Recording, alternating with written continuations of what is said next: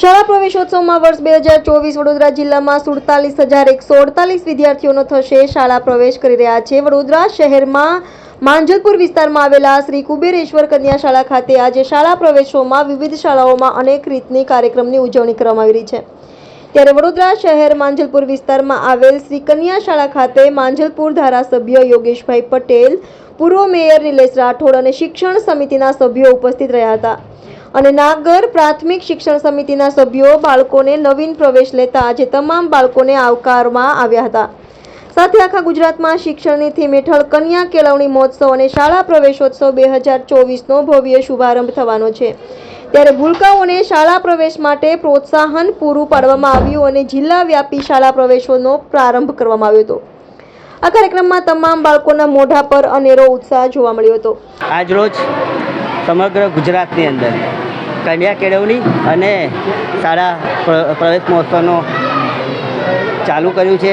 આજે આખા ગુજરાતની અંદર જ્યાં નવા બાળકો છે એમને આવકારવા માટેના અલગ અલગ કાર્યક્રમો કરવામાં આવે છે।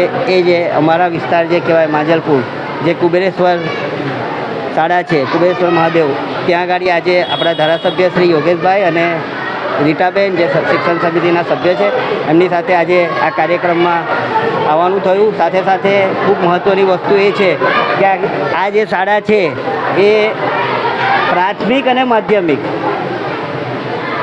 ચાલે છે। સાથે સાથે ઇંગ્લિશ મીડિયમ પણ આ સ્કૂલમાં ચાલુ કરવામાં આવ્યું છે અને આપ જોઈ શકો છો કે અહીંના જે બાળકો છે, જે પ્રમાણે શિક્ષકોએ એમના વક્તવ્યમાં જણાવ્યું કે અહીંના બાળકો કયા ફિલ્ડમાં કેટલા આગળ વધ્યા છે, તો એવું વિચારવાનું નહીં કે આ સરકારી શાળા છે।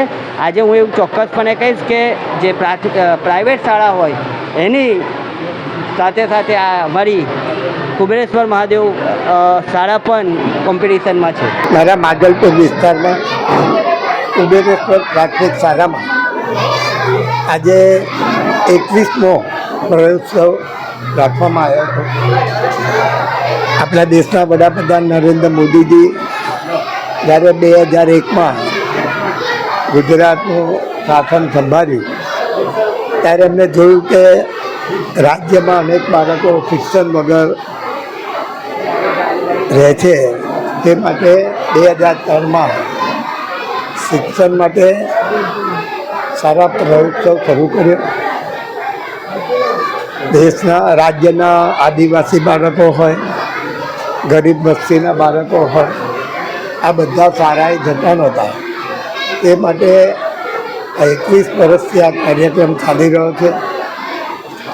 તત્કાલીન મુખ્યમંત્રી નરેન્દ્રભાઈ મોદીજી પણ એ વખતે આદિવાસી વિસ્તાર હોય, ગરીબ વિસ્તાર હોય, પછાત વિસ્તાર હોય, ત્યાં જઈને બાળકોને પ્રવેશોત્સવ માટે જે કાર્યક્રમો કરતા હતા તેમાં રાજ્યના સચિવ હોય, અમલદારો હોય, તેમજ મંત્રીશ્રીઓ, ધારાસભ્યશ્રીઓ, શહેરના આગેવાનો આ બધા જ હાજર રહીને આ કાર્યક્રમ સફળ થાય એ માટે અનેક કાર્યક્રમો કરતા આવ્યા છે।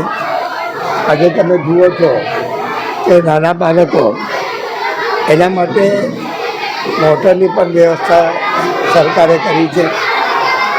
નાના બાળકો કેજીના છોકરાઓ દૂર રહેતા હોય શાળાથી, એને નાના છોટે હાથીમાંથી લાવીને શાળાએ લાવીને ભણાવવામાં આવે છે। એનાથી રાજ્યનું શિક્ષણ સ્તર વધ્યું છે। રાજ્યના સરકાર કરોડો રૂપિયા શિક્ષણ પાછળ ખર્ચે છે। એનો લાભ નાના બાળકો લે, વાલી પણ આના ઉપર ધ્યાન આપે, શિક્ષકો પણ આના ઉપર જો ધ્યાન આપશે એ જે સરકારનું સ્વપ્ન છે કે કોઈ પણ બાળક શિક્ષણ વગર ના રહે એ સિદ્ધ થાય અને રાજ્યના ગરીબમાં ગરીબ બાળક શિક્ષણને માટેના પ્રયત્ન છે।